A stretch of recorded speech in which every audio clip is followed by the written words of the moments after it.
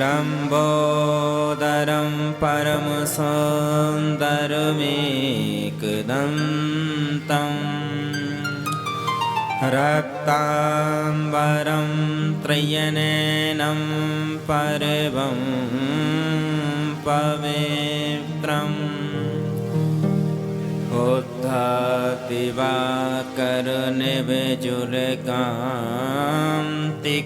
उद्धादिवाकरनिबिजुलकान्तिकान्तं विघ्नेश्वरं सकलविघ्नहरं नमामि। सर्वमङ्गलमाङ्गल्ये शिवे सर्वार्थसाधके शरण्ये त्र्यम्बके गौरी नारायणी नमोस्तुते। ध्येयं सदा परिभवग्नमभीष्टदोहं तीर्थास्पदं शिववीरञ्चनुतं शरण्यं भक्त्यार्तिहं प्रणतपादभवादिपोतं वन्दे महापुरुषते चरणारविन्दम्।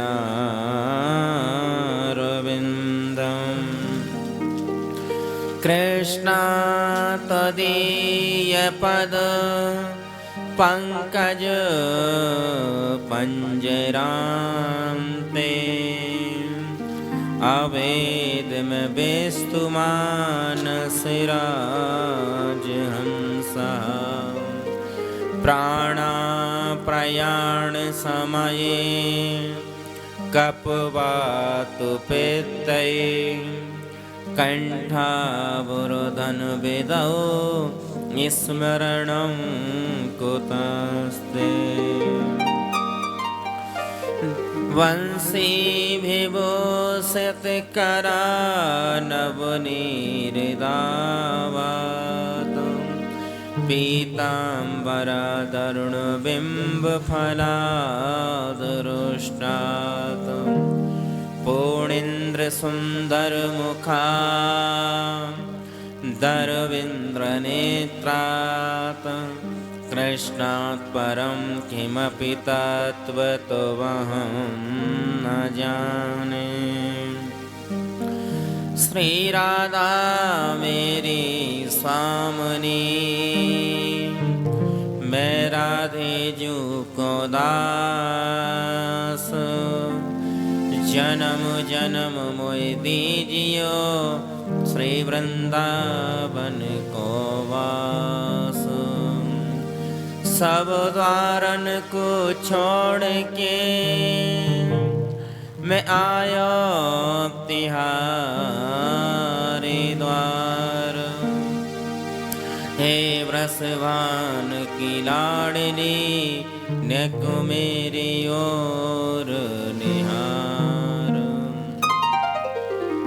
अज्ञानानितिमिरानुदस्य ज्ञानाञ्जनशलाखया चक्षुरुन्मीलितं येन तस्मै श्रीगुरुवे नमः। भक्ति भक्ति भगवन्त गुरु चतुर्नाम वपु एक। तिनके पद वंदन किए नास्ति विघ्न अनेक। गुरुमूरत मुख चंद्रमा सेवक नयन चकोर। अष्टपहर निरखत रहूं श्री गुरु चरणन की ओर। प्रणवौ पवन कुमार खल बल पावक ज्ञान गण। ज्यास हृदय आगार बसई राम सरु चापु धरो अतुलित बलिधाम एम सेनावदेयम् धनुजीवन कृशानुं ज्ञानिनामग्रगण्यम् सकल गुण निधानं वानिराणामुदीसं रघुपत प्रिय भक्तं वातिजातं नमामि आई हनुमत ब्राजिए कथा कहूँ मति अनुसार आए सिंहासन लीजिए ब्राजिए पवन कुमार ब्राजिए पवन कुमार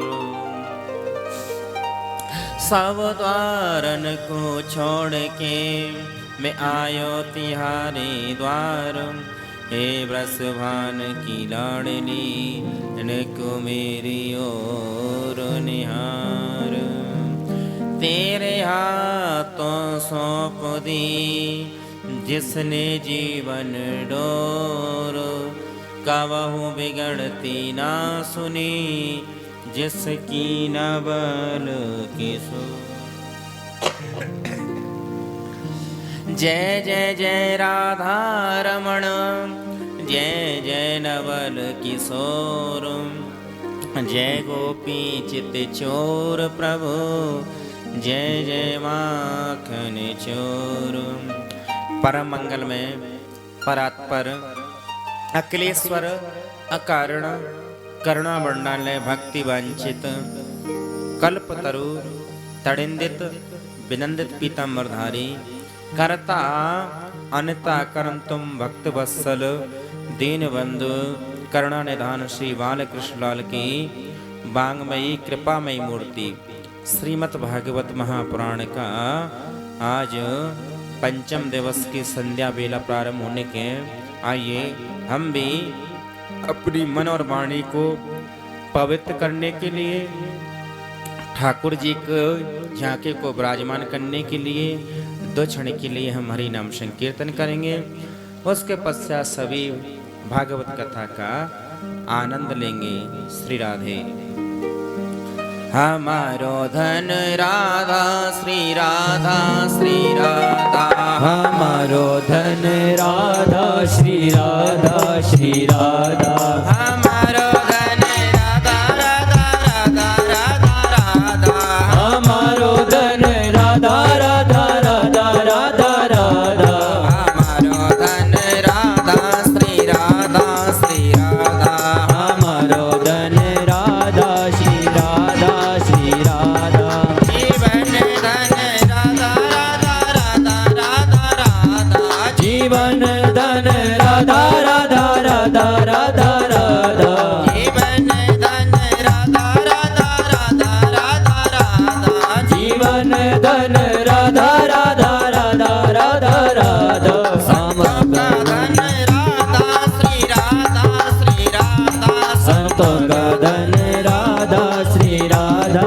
श्री राधा हमारो धन राधा श्री राधा श्री राधा हमारो धन राधा श्री राधा श्री राधा हमारो धन राधा श्री राधा श्री राधा हमारो धन राधा श्री राधा श्री राधा परम धन राधा राधा राधा राधा राधा परम धन राधा राधा राधा राधा राधा परम धन राधा राधा राधा राधा राधा परम धन राधा राधा राधा राधा राधा सबका धन राधा श्री राधा श्री राधा हमारो धन राधा श्री राधा श्री राधा बरसाने वाली राधा राधा राधा राधा राधा बरसाने वाली राधा राधा राधा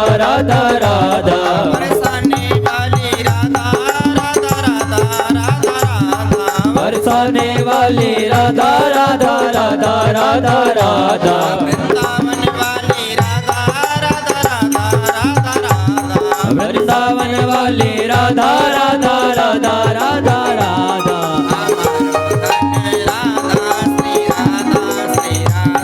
हमारो धन राधा श्री राधा श्री राधा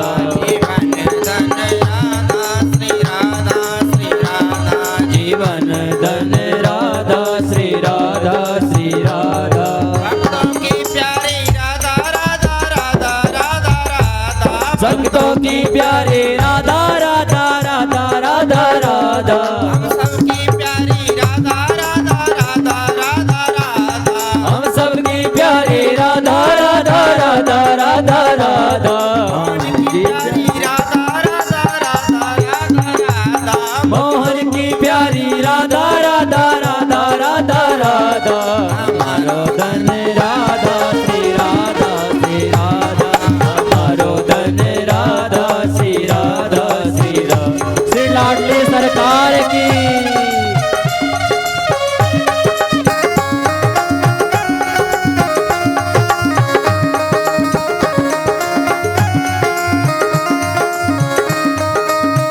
नींद चुराई बंसी बजा के नींद चुराई बंसी बजा के चैन चुराया चैन चला के नींद चुराई बंसी बजा के चैन चुराया चैन चला के लगी आज मेरे मन में गई थी मैं वृंदावन में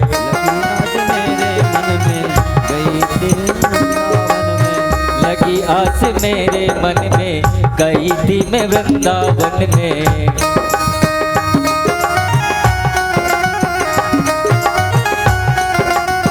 बांसुरी वाला मिल गया हो बांसुरी वाला मिल गया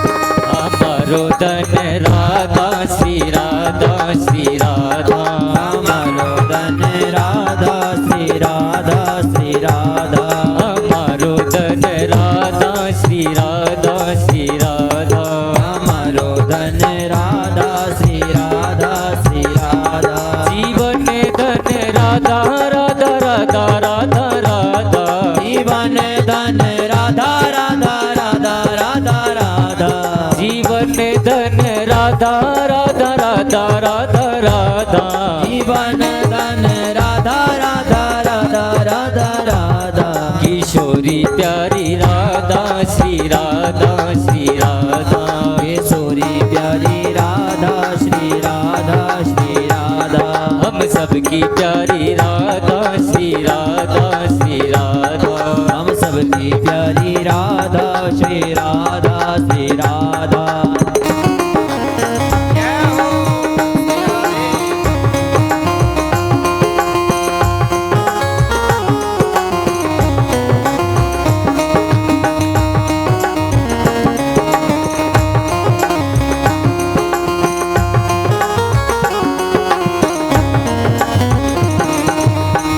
सावरी सूरत पे मोहन दिल दीवाना हो गया सावरी सूरत पे मोहन दिल दीवाना हो गया दिल दीवाना हो गया मेरा दिल दीवाना हो गया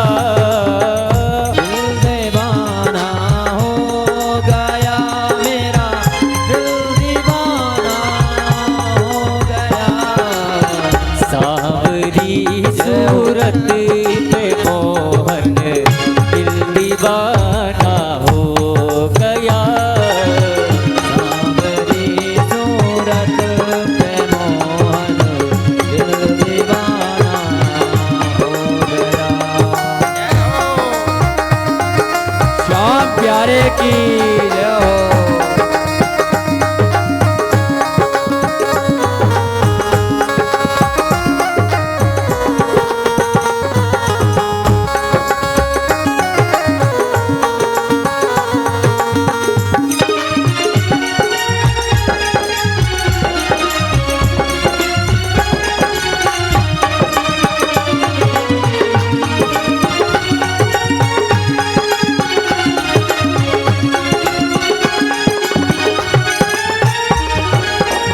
एक तो तेरे नैन तिरछे, दूसरा काजल लगा।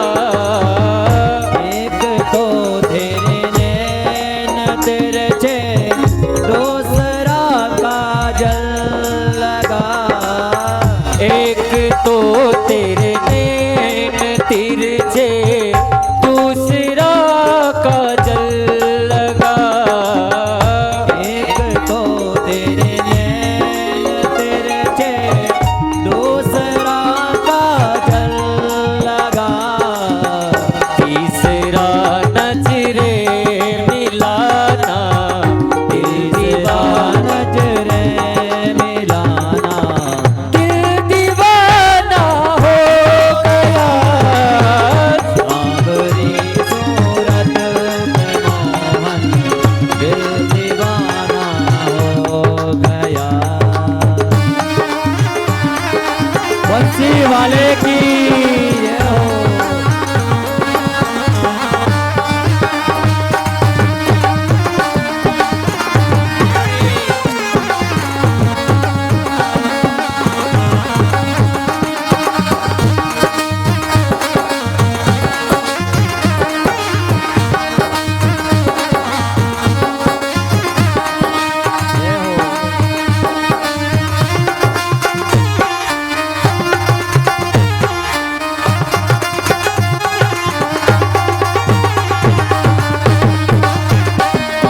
राम जप ले रे बाया, राम जप ले।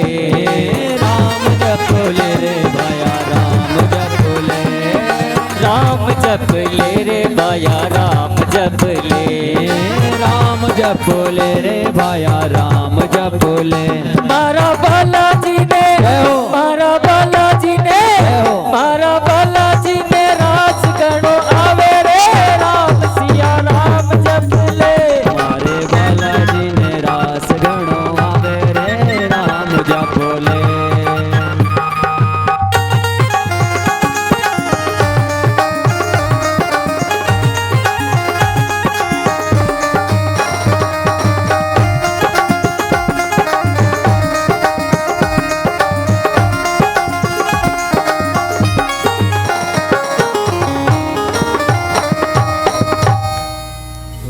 श्यावल रामचंद्र भगवान की जय।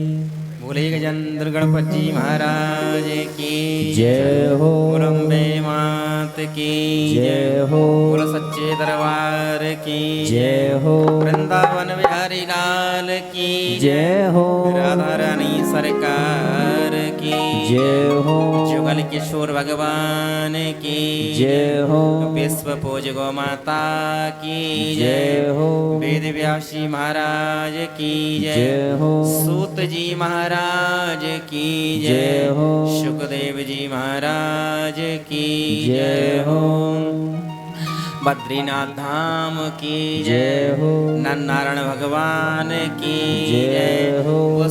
विशालापुरी क्षेत्र की जय हो। संत समाज की जय हो। भक्त समाज की जय हो। आज के आनंद की जय हो। ऋषि गंगा महारानी की जय हो। अलकनंदा महारानी की जय हो। सरस्वती मैया की जय हो। जय जय श्री राधे, जय जय श्री राधे, जय जय श्री राधे श्याम। आइए अपने मन को संसार से हटा के भगवान इसी विशालापुरी में हम ठाकुर राधा माधव के चरणारविंद में लगाएं और हमारे ऊपर देखो कृपा करने के लिए हमारे महाराज जी के परम शिष्य और महाराज जी राधाचंद्र दास जी महाराज पधारे हैं। और 3 धाम करके 4थे धाम में उन्हें प्रवेश कर लिया है। और हम सबको आशीर्वाद देने के लिए हमारे बड़े आग्रह करने पर इनने और यहाँ पर इतनी परेशानियों के कारण संघर्ष करते हुए हम सबके मध्य में पधारे हैं। तो देखो कोई कार्य में संत जन का पदार्पण हो जाए तो समझो वो कार्य पूर्ण हो गया। जैसे राम जी का कार्य भी किसने पूर्ण किया? हनुमान जी महाराज ने। तो उसी प्रकार से ये पधारे हैं तो हमारा कार्यक्रम भी पूर्णता की ओर जा रहा है। आज 5म दिवस चल रहा है।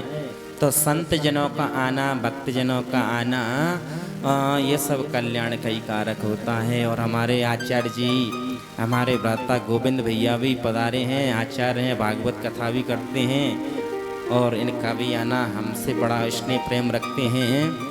और हमारे धर्म के पिताजी भी पधारे हैं। भगवान गोवर्धन नाथ से बड़ा इनका प्रेम है।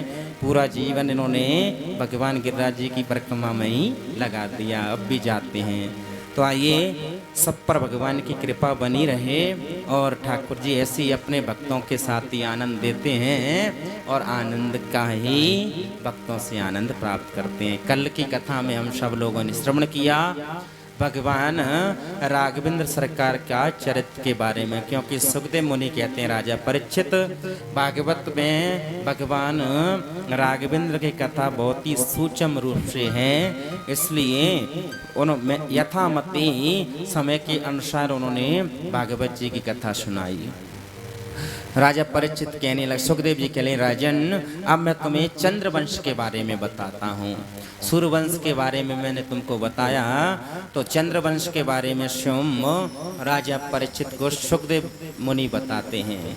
और देखिए ऐसा अद्भुत आनंद जीवन का सबसे अनमोल समय वो होता है कि हमारा तीर्थों में निवास करना और तीर्थों में भ्रमण करना, ये सब चीज़ें तो जीवन में मिलती रहती हैं। लेकिन जैसे आज अलखनंदा जी का दर्शन हो रहा है, माँ सरस्वती का आज हम सब लोगों ने दर्शन किया नहीं किया आप लोगों ने? सरस्वती मैया कहाँ से निकलती है? हिमालय के एवरेस्ट, हिमालय के चोटी से निकलती हैं। लेकिन सरस्वती मैया का केवल यही दर्शन होता है, इसके बाद कहाँ पर अदृश्य हो जाती हैं। इसके बाद सीधे तुमको जाओगे तो प्रयागराज में त्रिवेणी संगम के रूप में तीनों मिलती हैं, गंगा जमुना सरस्वती। तो आज हम लोग सब लोगों की यात्रा भी मंगल में रही कि हम लोग कहाँ गए थे? गणेश जी महाराज, वही वेद व्यास जी जिन्होंने जिस कथा को आप सुन रहे हैं, हम सब लोग किसकी कथा कह रहे हैं? वेद व्यास जी महाराज ने भगवान संत नारद जी की प्रेरणा से चतुर्श्लोकी भागवत संत वेद व्यास जी को दी। तो उन्होंने स्वयं किसका आह्वान किया?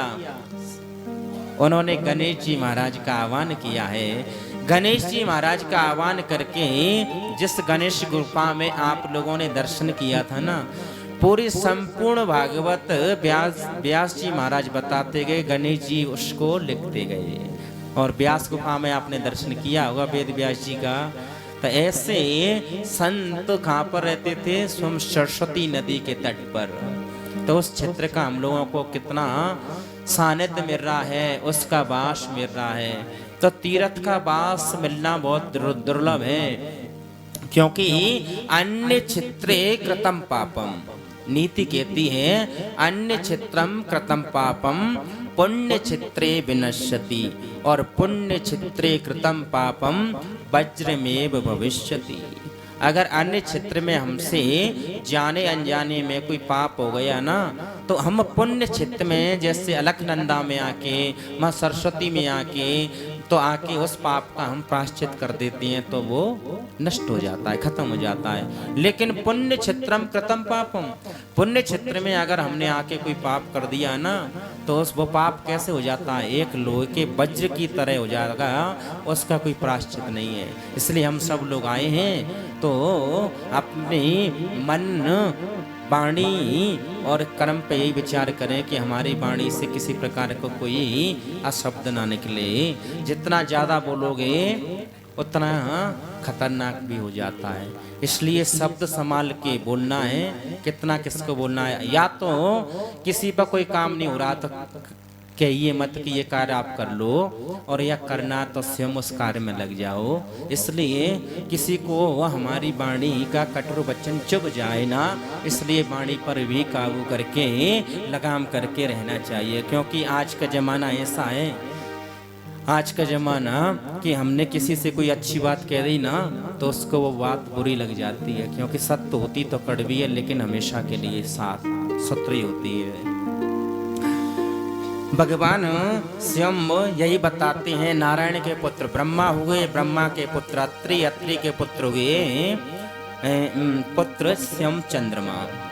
जैसे अलग अलग संतों के मत से अलग अलग गोत्र रहते हैं, नहीं रहते हैं, अलग अलग ऐसे राजपूतों में, क्षत्रियों में अलग अलग ऋषि गोत्र रहते हैं, ब्राह्मणों में भी अलग अलग ऋषि गोत्र होते हैं।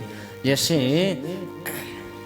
भदौरियाओं का वस्त गोत्र होता है, ऐसे जादवों का अत्रि गोत्र होता है। ऐसे अलग अलग ऐसी ब्राह्मणों के साण्डिल्य, वशिष्ठ, पारशर, अत्रि होते हैं। तो प्रबल अलग होती है। ऐसे हमारा प्रबल अलग है, ऋषि गोत्र अलग है। ऐसे हम कोई चौहान लिखता है, कोई भदौरिया लिखता है, एक प्रबल शाखा है, लेकिन ऋषि गोत्र अलग होता है।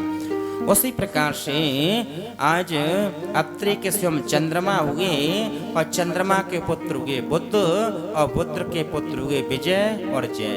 इन्हीं चंद्रवंश में एक परम तेजस्वी पुत्र हुए जिसका नाम था गादी। गादी चंद्रवंशी राजा थे, बड़े तपस्वी ऋषि थे, परंतु गादी के घर पर पुत्र नहीं था। एक पुत्री थी जिसका नाम था सत्यवती। सत्यवती पुत्री का विवाह कहाँ करें, इसलिए ऋचिक नाम के एक ऋषि थे, और वो आए। उनकी इच्छा न होता हुए भी गादी ने अपनी पुत्री का विवाह ऋचिक नामक ऋषि से कर दिया। क्योंकि वे 1000 श्याम वर्ण के घोड़े जो पर तोषक में देने पड़ते थे, वो शुल्क में लेकर ही चली गई। उन्हीं के वंश में ऋचिक मुनि के यहाँ पर बेटी चली गई, तो गादी रोते हुए क्या कहने करें कि मेरी पुत्री पराए घर चली गई, मोह हो गया। और प्राय बात को अब आके सोचने लगे कि पुत्र कदाचित कुपुत्र हो सकता है। इस बात को भी वे सोचते थे, सोचने लगे कि पुत्र कदापि कुपुत्र हो सकता है, लेकिन पुत्री कभी कुपुत्री नहीं हो सकती। इसलिए पुत्र तो कब तक हमसे प्रेम करते हैं, जब तक हमारे पास मालताल होता है, और उसके बाद लेकिन पुत्री ससुराल चली जाती है ना, पुत्री दोनों कुलों को तारती है, पिता के कुल को भी तारती है और ससुराल के कुल को भी तारती है। इसलिए आगे चल के गादी ने सोचा कि चलो कुछ बात नहीं, पुत्री है चली गई, लेकिन एक दिन गादी अपनी पत्नी से बोलो, देखो मेरे दामाद बड़े विद्वान हैं, शास्त्रों में बड़े निष्कात हैं, इसलिए दामाद से प्रार्थना करके और कोई औषधि दे दें जिससे हमारे यहाँ पर कोई संतान हो जाए। इस प्रकार से जाके उन्होंने देखा और अपनी पत्नी से और जाके कहा और कि ये लो आप औषधि ले लो, इसलिए सासू को जो पुत्र होगा वो क्षत्रिय होने के कारण ब्राह्मण हो गए, वो औषधि दी, इसलिए जिसको हम विश्वामित्र कहते हैं। विश्वस्य आसमात्रम मित्रः स विश्वामित्र। ऋषिक मुनि के यहाँ पर जो पुत्र हुआ उसका नाम था जगदग्नि, और जगदग्नि ऋषि को संसार में कौन नहीं जानता। और जगदग्नि ऋषि की जो पत्नी थी जिसका नाम था रेणुका, और उनके यहाँ पर 4 पुत्रों ने जन्म लिया। उन 4 पुत्रों में सबसे छोटे पुत्र जिन्हें भगवान परशुराम जी हम कहते हैं। परशुराम के पिता के यज्ञ बहुत मानते थे, यज्ञकारी पुत्र थे। एक बार पिता ने कहा कि आप आज्ञा मानकर अपने 4 भाइयों माताओं को खत्म कर दिया, लेकिन पिता के महत्व को जानते थे, इसलिए उन्हें मंत्र शक्ति से पुनः जीवित कर दिया।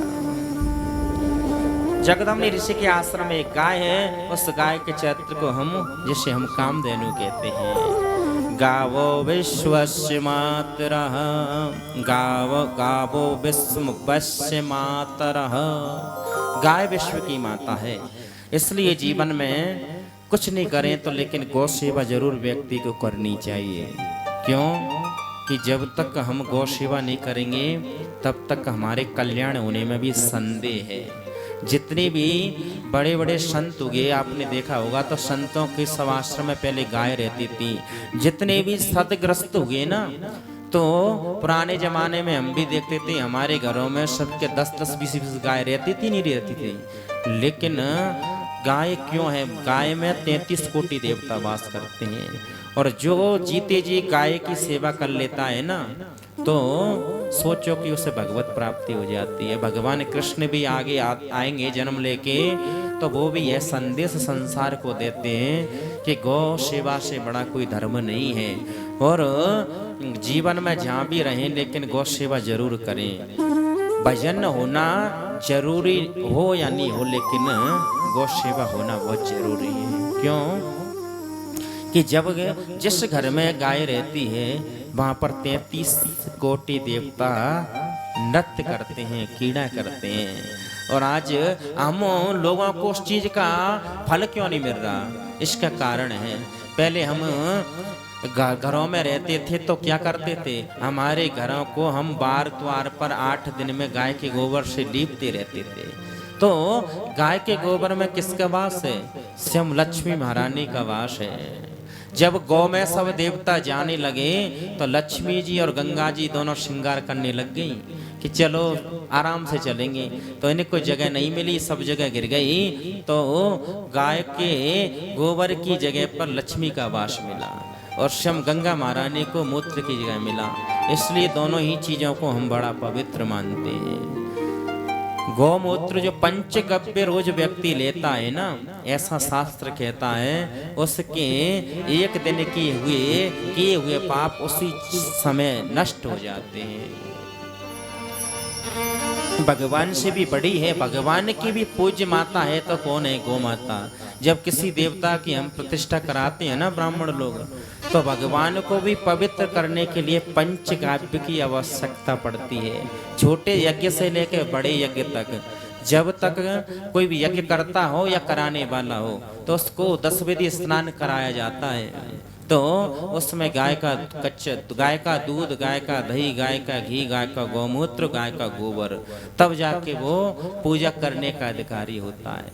भगवान की जब हम प्रतिष्ठा करते हैं ठाकुर जी की तो पंचगव्य से भी भगवान को शुद्ध करते हैं ठाकुर जी को, जब जाके वो भगवान में शक्ति आती है। आज का हमारे भारत का भी बड़ा दुर्भाग्य है कि हम जिस सनातन संस्कृति को छोड़ के और आधुनिक संस्कृति में चले गए तो सभी लोग दुखी हैं। पहले के लोग इन सब चीज़ों से ठीक ही हो जाते थे, न कोई दवाई गोली, अंग्रेजी दवाई गोलियों को कोई जानता नहीं था। और हमारे देश में ये हिमालय सब जड़ी बूटियों से भरा पड़ा हुआ था। इतने जानकार लोग थे, हर चीज के जिस बीमारी का कोई इलाज नहीं होता था वो हमारे इस हिंदुस्तान में होता था। लेकिन आज परंपराओं को भूलते जा रहे हैं। गाय को हमने घर से भी निकाला, दिल से भी निकाल दिया और अंत जीते जी भी कल्याण करती है, लेकिन मरने के बाद भी कल्याण तुम्हारा करेगी ना तो कौन करेगा?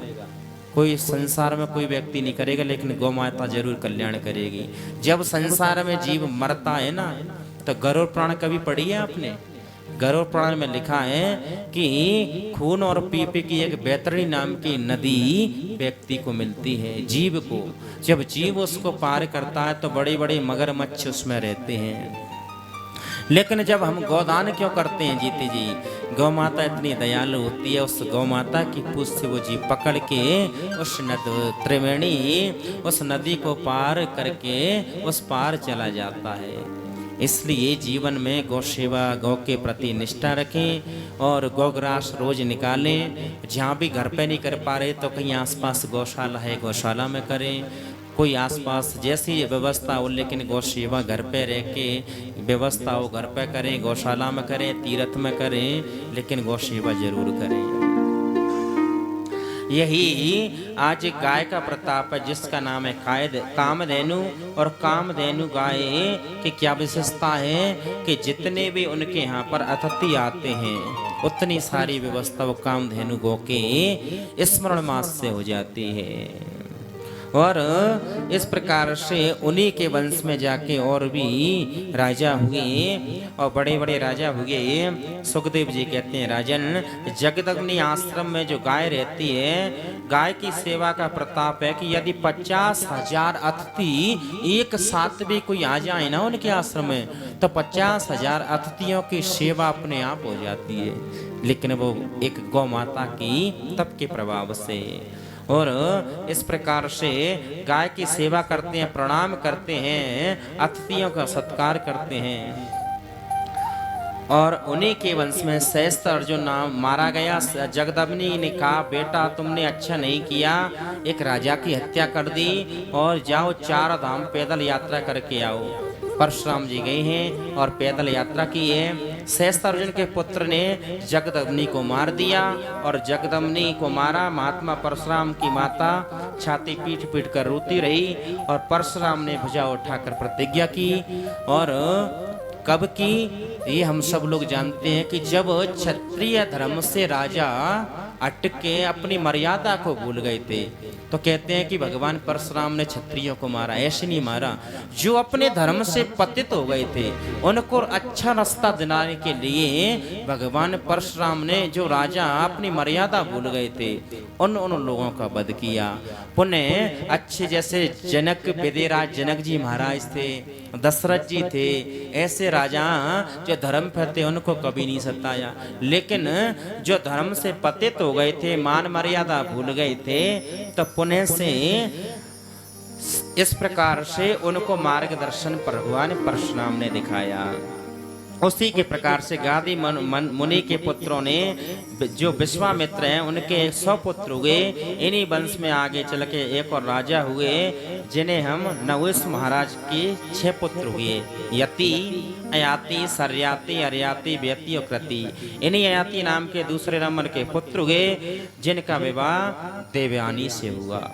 और जो शुक्राचार्य की पुत्री थी, देवानी के गर्भ से जो बालक जन्म हुआ उसे हम यदु कहते हैं। उसी यदु के वंश में मेरे गोविंद का प्रकट मतलब प्रादुर्भाव हुआ, प्राकट हुआ। राजा ने कहा, महाराज देवानी तो ब्राह्मण की पुत्री है, राजा ययाति क्षत्रिय है, फिर इनका विवाह कैसे होगा? सुखदेव जी कहते हैं, राजा परीक्षित, देवयानी अपनी सहेली के साथ गई और जल विहार करने की सहेली जो राजकुमारी शर्मिष्ठा थी, उसने जल्दी से भूल में देवयानी के वस्त्र पहन लिए और देवयानी से जो बुरा भला कहा, लेकिन शर्मिष्ठा देवयानी से कूप में डाल दिया। मृगया के लिए निकला राजा ययाति, मतलब भ्रमण करने के लिए निकला, और तो उसने देखा देवयानी को निकाला और गंधर्व विधि से यानी उसने विवाह कर दिया। इस प्रकार से उन्हीं के वंश में आके, और क्योंकि शर्मिष्ठा राजकुमारी ने देवयानी को कूप में डाला, इसलिए शर्मिष्ठा को दंड दिया कि देवयानी की तुम दासी बनकर हमारे घर पर रहोगी, और मेरी पत्नी ब्राह्मण की पुत्री है, इसलिए हमारे दासी राजकुमारी है। इसलिए राजा ने दासी को भी गुप्त रूप में पत्नी को स्वीकार कर लिया। इन्हीं के वंश में आके यदु चतुर्वसु चैवे देवयानी विजायता, दयो चानु च पुरुम च शर्मिष्ठा वर्ष पर्वणि। देवयानी के 2 पुत्र हुए, यदु और तुर्वसु, और 3 पुत्र, दासी के 3 पुत्र हुए, दुहु, अडु और पुरु। शुक्राचार्य को अच्छा नहीं लगा, जिसको हमने दासी बनाकर भेजा उसे मेरे दामाद ने पत्नी बना लिया और मेरी पुत्री का अधिकार छीन लिया, इसलिए मैं श्राप देता जाऊं मेरे दामाद बूढ़े हो जाएं। अब याति ने कहा महाराज हमने मुझे वृद्ध होने का श्राप दे दिया, आपकी पुत्री को कष्ट होगा, इसलिए उन्होंने वरदान दिया कि आप किसी की पुत्र की आयु ले लो और युवा हो जाओगे। अपने पुत्र की आयु ली और इस प्रकार से आगे चल के उन्हीं के वंश में जाके और अनेक राजा हुए। सुखदेव जी कहते हैं राजन चंद्रवंश में एक और विचित्र राजा हुए जिन्हें हम रंती देव कहते हैं। ऐसे यशस्वी राजा हुए, दूसरा चंद्रवंश में कोई राजा नहीं हुआ। और पूर्व राजाओं के किए हुए पाप का परिणाम हुआ कि रंती देव महाराज की धरती पर अकाल पड़ गया और लोग बाग भूखा मरने लगे। रंती देव ने जब देखा कि प्रजा भूख से प्यास से मर रही है और उसने के राज्य में 12 साल तक बिल्कुल बरसात नहीं हुई, लेकिन रंती देव ऐसे राजा हुए उन्होंने अपना राजकोष 12 साल तक के लिए प्रजा के लिए खोल दिया। 12 साल में खजाना राजा का खाली हो गया। राजा सोचने लगा कि अब मेरे पास कुछ है ही नहीं। सुखदेव जी कहते हैं राजा परीक्षित, राजा रंती देव की ऐसी परिस्थिति बन गई कि उनका विशाल भंडार था वो सब खाली हो गया। अब तो 250 ग्राम चावल बचे। अपनी पत्नी से बोले देवी इनको पका के ठाकुर जी का भोग लगा दो और हम पालेंगे। और इस प्रकार से उन्होंने जब पका के भगवान के सामने प्रभु को भोग लगाने लगे और भोग लगाते समय जैसी एक ब्राह्मण आकर बोला मैं कई दिनों से भूखा हूँ, मुझे कुछ खाने के लिए दीजिए। रंती देव ने अपनी प्रसाद की थाली उस ब्राह्मण को खिला दी। स्वयं भूखा रह गए। राजा ने सोचा जैसी प्रभु की इच्छा है। पत्नी से कहा देवी और कुछ व्यवस्था है? तो कहा कि हमारे पास कुछ नहीं है। रंती देव ने कहा देवी भगवान के लिए जल ला के और तुलसी दल छोड़ के जल का ही भोग लगा दो। और जैसे जल का भोग लगाया एक चांडाल आ गया। चांडाल के साथ में 3 कुत्ते थे। कहने लगा मैं भूखा हूँ प्यासा हूँ, मेरे साथ जो कुत्ते हैं वो भी भूखे हैं। रंती देव ने वो जल और चांडाल को और उसके कुत्तों को पिला दिया। रंती देव कहने लगे हाथ जोड़कर हे प्रभु अब मेरे पास कुछ नहीं बचा है, मेरी वाणी की पुकार आप सुनते हो तो कुछ कृपा कीजिए। रंती देव कहने लगे हे गोविंद मुझे न तो स्वर्ग चाहिए, न कोई वैकुंठ चाहिए, न ही कुछ वैभव चाहिए, नहीं मुक्ति चाहिए, केवल लिखे गोविंद इस संसार में लोग भूखे मर रहे हैं। तो आज 12 साल हो गए हमारे राज्य में बरसात नहीं हुई है। रंती देव की आज पुकार भगवान ने सुनी। रंती देव ने प्रार्थना की कि मालिक इतना दीजिए जामे कुटुंब समाए और मैं भी भूखा ना रहूं, साधु भूखा न जाए। हे भगवान इन जीवों का जल समर्पण कर रहा हूँ, भोजन दे रहा हूँ, नहीं मेरे सर्वोत्तम पूजा है, मैं किसी पूजा को नहीं जानता हूँ। हे गोविंद अगर हे परमात्मा इतना प्रदान तो करो, कम से कम मेरे द्वार पर कोई अतिथि भूखा तो न जाए। इस प्रकार रंती देव ने प्रार्थना की और भगवान ने आज उनकी प्रार्थना सुन ली और भगवान ने आज बरसात पराना आरंभ कर दिया। रंती देव राजा के राज्य में पुनः से खुशहाली आ गई और लोग बाग खेती बाड़ी करने लगे। पुनः से सब राज्य संपन्न हो गया। इस प्रकार से इन्हीं के वंश में जाके रंती देव के वंश में जाके और कई राजा हुए। परीक्षा ली रंती देव के वंश में कुरु वंश जैसे कौरव कहलाए और कौरव पांडव का वंश कहलाया। इन्हीं की एक शाखा हुई पांचाल वंश में की और एक मगध वंश की। और यदु के वंश में की पीढ़ियों के बाद एक राजा हुए देवी मूड। और देवी मीड राजा की 2 पत्नियां थीं। एक पत्नी थी उनके 2 पुत्र हुए अर्जन और परजन। दूसरी पत्नी के पुत्र हुए स्वयं सूरसेन जी महाराज। और अर्जन परजन के 9 पुत्र हुए जिन्हें हम 9 नंद कहते हैं। और इन्होंने जाके गोकुल नगर बसाया। और इधर सूरसेन जी महाराज के पुत्र हुए वसुदेव। सुखदेव जी कहते हैं राजन वसुदेव के 7 पत्नी हैं। गौरवी रोहिणी भद्रा मधिरालोचनाइला देवकी प्रमुखो आसान। वो 7 पत्नी थी, सबसे छोटी जिनका नाम देवकी था और देवकी के यहाँ पर 6 पुत्र हुए और रोहिणी का पहला पुत्र हुआ जिसे बलराम कहते हैं। और इस प्रकार से भगवान का मथुरा में जन्म हुआ और ठाकुर जी ने गोकुल गए। मथुरा गोकुल के बाद वृंदावन में लीला की और लीला करने के बाद भगवान मथुरा में कंस को मार के अयोध्या गए, द्वारका गए और द्वारका में भगवान 16,108 विवाह किए और भगवान लीला संपन्न करके अपने धाम को चले गए। राजा परीक्षित से सुखदेव जी कहने लगे, राजन इस प्रकार से मैंने भगवान कृष्ण के चरित्र के बारे में तुम्हें बताया। राजा परीक्षित के नेत्रों में आंसू आ गए, कहने लगे गुरुदेव राम कथा सुनाने में तो तुमने बड़ी कंजूसी की मुझे, लेकिन जिस कृष्ण से मेरे एक नहीं 3 संबंध हैं उस कृष्ण के बारे में तुम मुझे विस्तार से बताइए। सुखदेव जी कहने लगे, राजन श्रोता तो मैंने बहुत देखे हैं लेकिन आप जैसा श्रोता मैंने कभी नहीं देखा। राजन आज 4 दिन हो गए, 4th दिन हो गया, कुछ खा लो कुछ पी लो। आज राजा कहने लगे, महाराज ने तो मुझे भूख लगती है और न ही मुझे प्यास लगती है, इसलिए महाराज आप तो कथा को सुनाते चलो।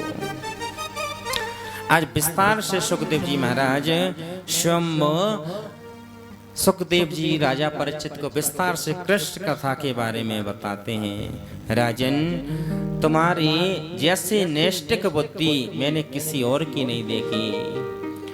वसुदेव जी की कथा के बारे में बताते हैं कि राजन सुखदेव जी कहते हैं, पृथ्वी पर जब जब अत्याचार होता है और पापा का बढ़ता है तब तब भगवान अवतार लेके आते हैं और तब तब धर प्रभु विविध शरीरा हरई कृपा निध सज्जन पीरा। इसलिए पृथ्वी पर जब पाप बढ़ने लग जाता है तो पृथ्वी डर जाती है और पृथ्वी पर पाप बढ़ने लगा तो पृथ्वी सीधा गाय का रूप रख के और ब्रह्मा जी के पास चली गई। ब्रह्मा जी से कहने लगी, प्रभु आप कुछ कृपा करो, क्यों ये हमारे यहाँ पर अब मुझ पर ये पाप सहन नहीं होता है। ब्रह्मा जी कहने लगे, आप चिंता न करें और कुछ समय बाद भगवान स्वयं कृष्ण अवतार लेके आएंगे, पापा को से तुम्हें पाप का भार तुम्हारे से ऊपर से उतारेंगे। इस प्रकार से ब्रह्मा जी ने प्रणा दी और कहा कि साक्षात वो मथुरा में जन्म लेके आएंगे, राजा वसुदेव के यहाँ पर उनका पुत्र के रूप में जन्म होगा। पृथ्वी को आज धैर्य धारण कराया और स्वयं पृथ्वी आ गई है। इधर भगवान ब्रह्मा जी आज भगवान नारायण से कहते हैं, प्रभु जाइए आप तो सब कुछ जानते हैं और अब कंस जैसे दुष्टों का कितना पाप बढ़ रहा है। इस प्रकार से एक मथुरा में एक राजा हैं और उन राजा का नाम है उग्रसेन जी महाराज। उग्रसेन जी महाराज की पत्नी एक दिन अपनी सहेलियों के साथ वन विहार करने के लिए गई और वन विहार करने के लिए गई तो दुर्मिल नामक एक राक्षस हैं, उनकी छाया उस पर पड़ गई। उनकी छाया पड़ी तो आके देखा, ब्राह्मणों ने संतों ने बताया, महाराज तुम्हारे यहाँ पर जो संतान होगी ना वो बड़ी दुष्ट प्रगति की होगी और दुनिया जिस भगवान के नाम को नष्ट करने वाली होगी और दुनिया में जिसको भगवान के नाम का अंत कर देगा। इसलिए तुम जाओ और इस बच्चे को जल में प्रवाह कर दो। राजा उग्रसेन ने कहा कि ऐसी संतान लेके मैं क्या करूंगा जिसके नाम से हमारे नाम पर कलंक लग जाए। और उग्रसेन जी महाराज ने आज उसको उस जल में प्रवाह कर दिया। सूरसेन जी आज स्नान कर रहे हैं यमुना जी के किनारे और वो बालक उनको सोचा किसी का बालक वे के आया है और उस बालक को उठा लिया है। इधर वो बालक स्वयं वसुदेव जी के साथ बड़ा हो रहा है। इधर उग्रसेन जी महाराज मथुरा में रहते हैं, बड़े आनंद के साथ अपना जीवन का निर्वाह करते हैं उनके एक भैया हैं छोटे, जिनका नाम है देवल, देवक, और देवक की पुत्री है देवकी। कंस जब बड़ा हो गया, और कंस जैसे ही बड़ा हुआ है, कंस बड़ा जब हुआ तो आज एक नारद जी ने आके कंस को बताया, कंस आप जानते हैं आप इनके पुत्र नहीं हैं, आप तो मथुरा के महाराज उग्रसेन जी की संतान हैं। पूरा जीवन का वृतांत बताया। कंस ने जाके एक सेना तैयार की, और सेना तैयार करके और मथुरा पर चढ़ाई कर दी। मथुरा पर चढ़ाई की, अपने पिताजी उग्रसेन जी महाराज को जेल में डाल दिया, और जितने भी उनके साथी थे सबको जेल में डाल दिया। मथुरा का आधिपत्य राज उनने छीन लिया, और मथुरा में ढिंढोरा पिटवा दिया। जो कोई भी आज हमारे दुश्मन का नाम लेगा, आज से यज्ञ करना बंद, हवन करना बंद, और कोई नाम नहीं लेगा। नाम लेना है तो कंस देवाय नमः, यज्ञ करना है मेरे नाम का करो, पूजा पाठ करना है तो मेरे नाम का करो। और भगवान शंकर का उसने बड़ा भजन किया। भगवान शंकर ने उसको एक धनुष दिया, उसकी विशेषता बताई कि कंस इसकी विशेषता है कि जो इसे तोड़ देगा वो तुम्हें नहीं छोड़ेगा, और जब तक तोड़ेगा नहीं तो उस पर तुम्हें कोई मार नहीं सकता है, तुम्हें हरा नहीं सकता है। कंस ने वो धनुष प्राप्त कर लिया। कंस ने सेना बनाई है, चाणक्य, मुष्टक और पूतना आदि की बड़ी विकराल सेना है। कंस की जो बहन है, चाचा की चचेरी बहन, सोचा कि है तो हमारी बहन, इसका विवाह करूं। सोचने लगे कि इसके विवाह के योग के लिए वर सबसे अच्छा वर कौन होगा। सोचने लगे कि वसुदेव जी हमारे मित्र भी हैं, और वसुदेव जी से अच्छा वर हो भी नहीं सकता है। और देवकी की सगाई किसके साथ कर दी? वसुदेव जी के साथ। और विवाह की तारीख निश्चित हो गई, और वसुदेव जी स्वयं सूरसेन जी महाराज आज बारात लेके आए हैं, और बड़ी धूमधाम से उन्होंने विवाह किया है। तो स्वयं खुशी खुशी से खूब विवाह में धन दौलत, हाथी घोड़े पालकी आदि दिए हैं। सोचने लगा कि मेरी चाचा की एक ही तो पुत्री है, और इसको खूब विवाह इतना धूमधाम से लुटाऊं कि अब इसके बाद मुझे कुछ करना भी नहीं है, लास्ट शादी है। इसलिए बड़ी धूमधाम से बड़ा पूरे मथुरा नगरी को सजाया, और सजा के जगह जगह तोरण दरबार बनवाए, जगह जगह इत्रों के छिड़काव किए हैं, और बड़े दिव्य स्वागत बारात का किया है। प्रातः काल अपनी बहन को खुद विदा करने के लिए राजा कंस जाता है। राजा कंस जा रहा था अपने रथ में बिठाने के, और आज नगर से बाहर की चलो मेरी बहन को कुछ दूर में छोड़ के आऊं। आकाशवाणी होती है, आकाशवाणी, अरे कंस, जिस देवकी को तुम छोड़ने के लिए जा रहे हो ना, उसका 8वां गर्भ तुम्हारा काल होगा, काल होगा, काल होगा। कंस के कानों में जब आवाज गई, सोचने लगे कि जिस देवकी को छोड़ने जा रहा हूं उसका 8वां पुत्र मेरा काल होगा। और राक्षसी लोगों की बुद्धि थोड़ी देर में बदल जाती है। अब तो सोचने लगा न रहेगा बांस और न बजेगी कोई बांसुरी, इसलिए कंस ने तलवार निकाली और सोचने लगा देव को कोई खत्म कर दूंगा तो मेरा काल कहाँ से प्रकट होगा। वसुदेव जी ने कहा, कंस, आप जैसे सम्राट राजा के लिए एक किसी अबला पर हाथ उठाना शोभा देता है। कंस कहने लगा, आपने आकाशवाणी की बात सुनी? वसुदेव जी कहने लगे, हाँ मैंने भी सुनी। आपको देवकी के 8वें गर्भ से भय है ना, तो मैं तुमको वचन देता हूँ कि देवकी का 8वां पुत्र होगा तो तुम्हें ला के दे दूंगा। कंस कहने लगा, ऐसे नहीं मानूंगा, तुम दोनों को मेरे कारागृह में रहना पड़ेगा। वसुदेव जी जानते हैं कंस राक्षसी प्रगति का है और दुष्ट संग नहीं देवदाता। सोचने लगे हम चलो तुम्हारी जेल में रहेंगे। कंस ने कहा कि जब तक 8वां बालक नहीं होगा तब तक मेरे कारागार में आपको रहना पड़ेगा। बात स्वीकार है। वसुदेव ने बात स्वीकार कर ली और दोनों को ले जाके उस कारागार में डाल दिया।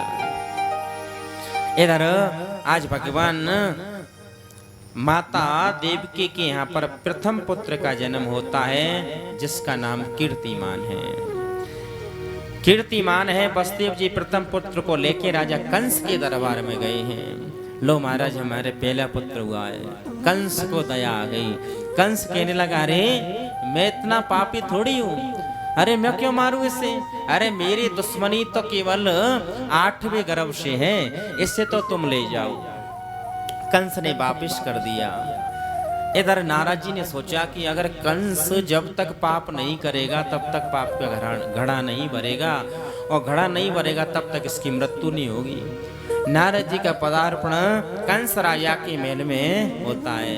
कंस ने नारद जी को देखा, कहा गुरुदेव आइए पधारिए, और बड़ी कृपा की है आपने। तो नारद जी के हाथ में एक कमल का पुष्प है। नारद जी कहने लगे राजन आपने देवकी के पुत्र को छोड़ दिया। कंस कहने लगा महाराज मैं इतना पापी नहीं हूं किसी निर्दोष को मारूं।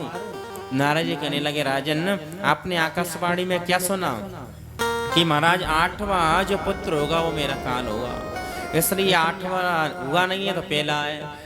नारद जी ने कमल की पंखड़ियों को बताया, राजन ये बताइए इसमें से पहली कौन सी है 8वीं कौन सी है, और उसको घुमा दिया। कंस की बुद्धि चकरा गई कि राजन ये देवता बड़े चालाक हैं, 8वां पहला भी हो सकता है और पहला 8वां भी हो सकता है।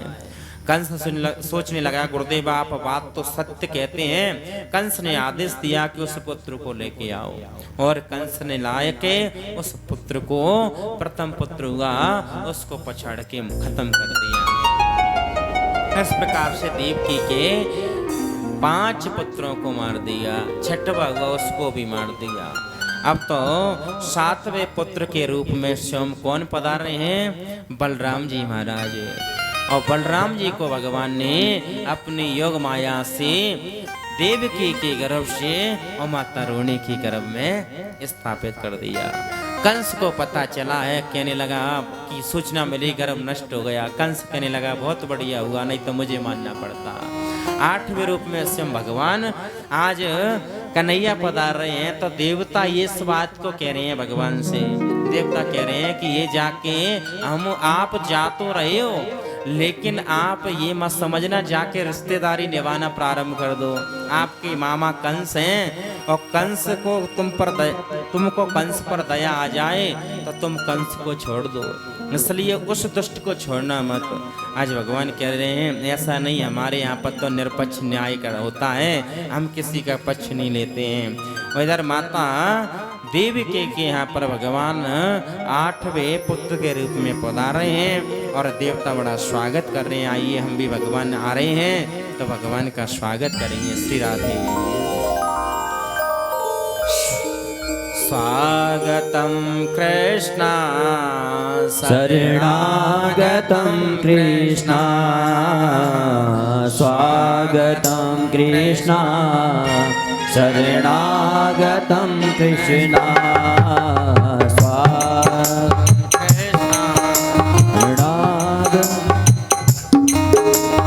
स्वागतं कृष्णा शरणागतं कृष्णा, स्वागतं कृष्णा शरणागतं कृष्णा, स्वागतं सुस्वागतं शरणागतं कृष्णा, स्वागतं सुस्वागतं शरणागतं कृष्णा, स्वागतं कृष्णा शरणागतं कृष्णा, स्वागतं कृष्णा शरणागतं कृष्णा, स्वागतं सुस्वागतं शरणागतं कृष्णा, स्वागतं सुस्वागतं स्वागतं कृष्णा, स्वागतं कृष्णा शरणागतं कृष्णा, स्वागतं कृष्णा शरणागतं कृष्णा, शरणागतं कृष्णा शरणागतं कृष्णा। इस प्रकार से भगवान ने आज सभी देवताओं ने ठाकुर जी की स्तुति की है। सत्यम व्रतम सत्यम सत्यं व्रतं सत्य परं त्रिसत्यं सतस्य योनि निहतं च सत्ये सतस्य सत्यव्रत सत्रनेत्रं सतात्मकं तं शरणं प्रपन्नः।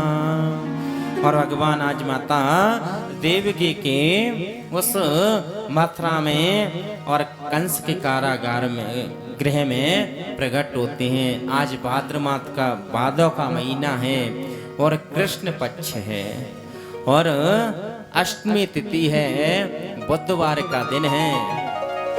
और कौन सा नक्षत्र है? रोहिणी नक्षत्र है।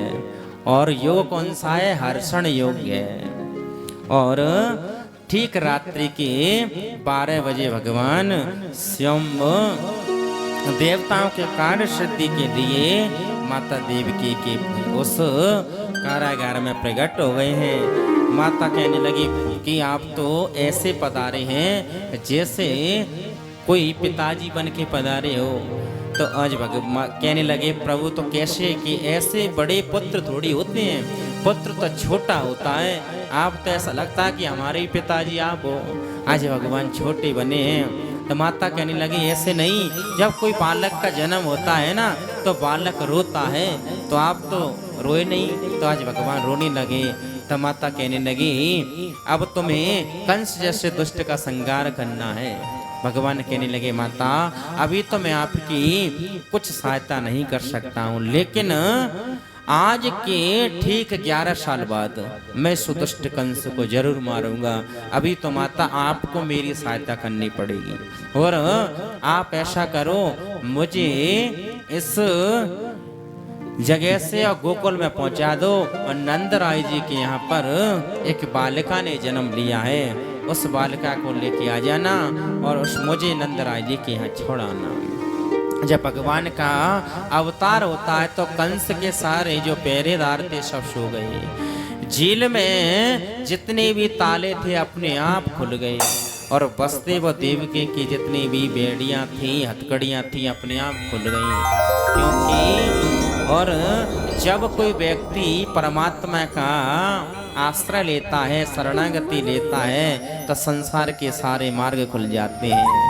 और जब हम माया का आश्रय लेते हैं तो हमारे सबको बंधन बंध जाते हैं। वसुदेव जी ने आज भगवान को उठाया है और इधर से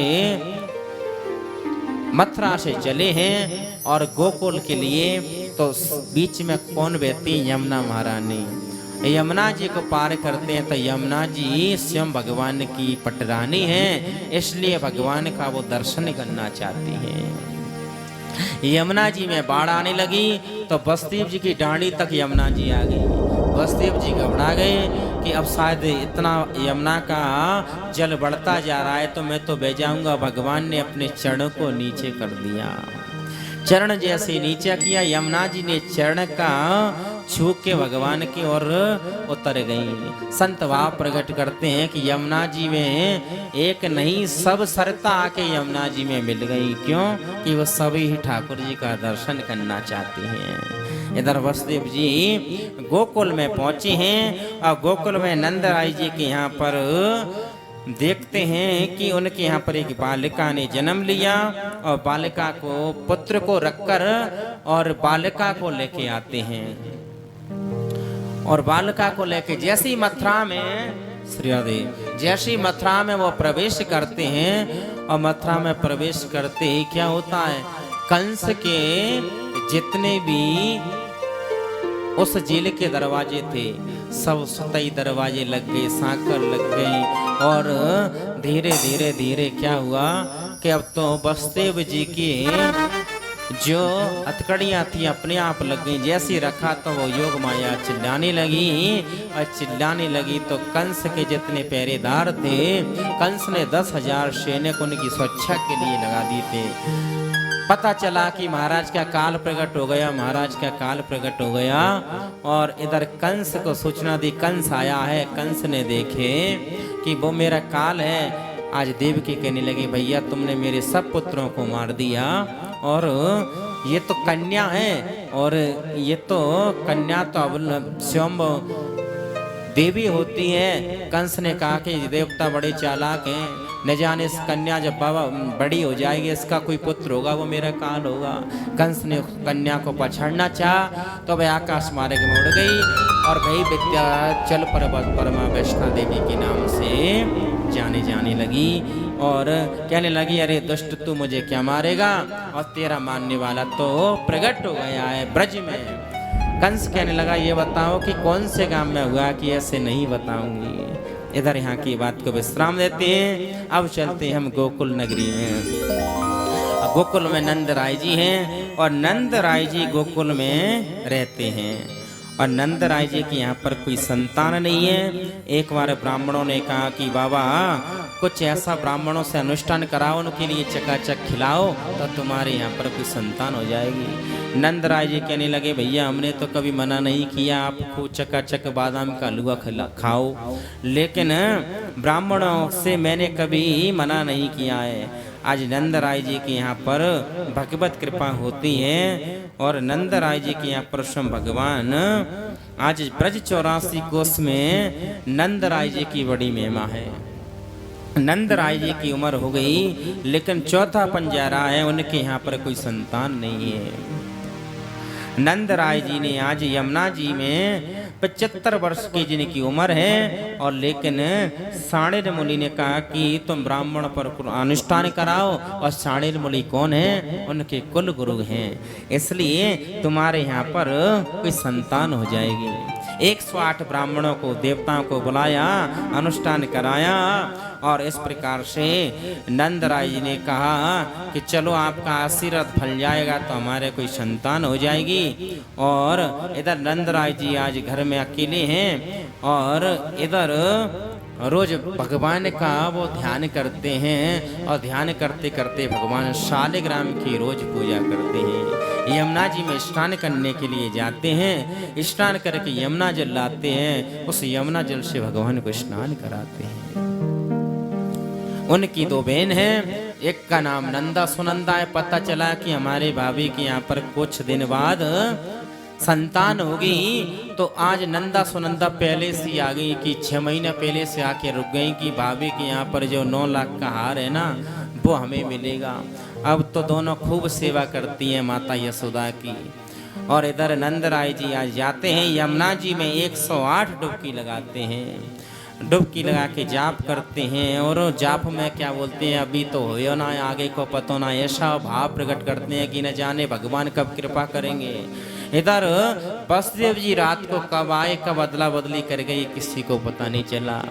प्रातः काल जब सूर्योदय हुआ तो नंदा सुनंदा ने देखा कि हमारे भाभी के यहाँ पर कोई संतान हुई है। देखा कि छोरा है कि छोरी है पता नहीं, जब देखा कि तो छोरा है। और उन्होंने जाके क्या, जब किसी का संतान हो जाती है तो क्या बजाते हैं गाँव में, पहले थाली बजाते थे, अब थाली बजा के और बाबा नंद तो जाके उसमें जाप कर रहे हैं किसी में गौशाला में। और जाके कहने लगा, भैया बधाई हो, क्या हुआ कि तुम्हारे यहाँ पर छोरा को जन्म भयो है।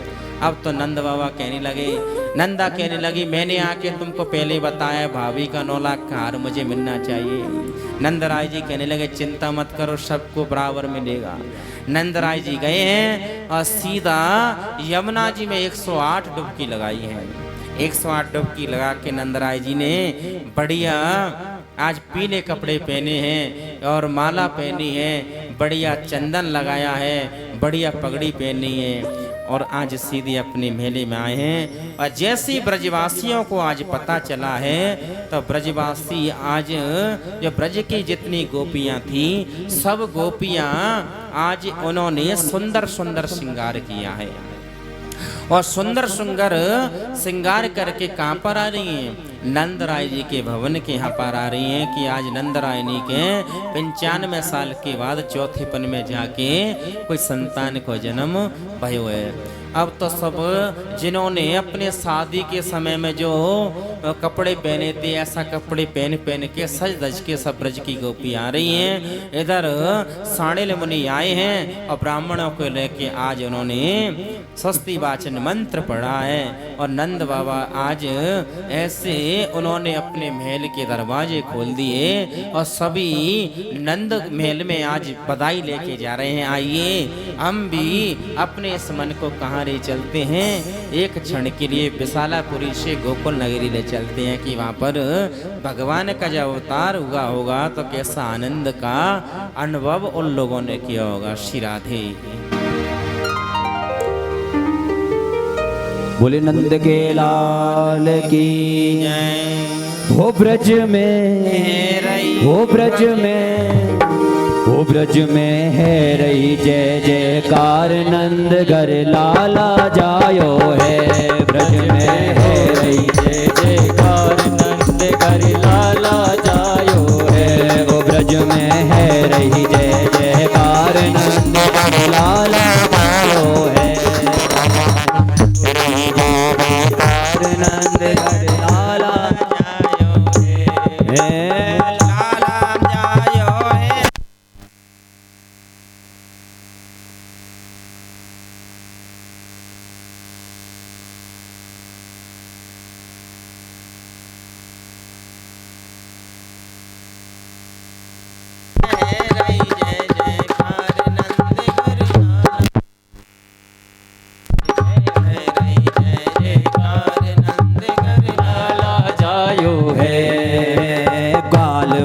सब हिल मिल गावे, बाल बाल सब आइए गावे, बाल बाल सब हिल मिल गावे, बाल बाल सब हिल मिल गावे, बाल बाल सब हिल मिल गावे, बाल बाल सब हिल मिल गावे, बाल बाल सब हिल मिल गावे, बाल बाल सब हिल मिल गावे। झूठ के झूठ नांद घर आवे, रोज रोज नांद घर आवे, झूठ के झूठ नांद घर आवे, झूठ के झूठ लाल घर आवे। ब्रह्मानंद समान आज सुख सबने पायो है।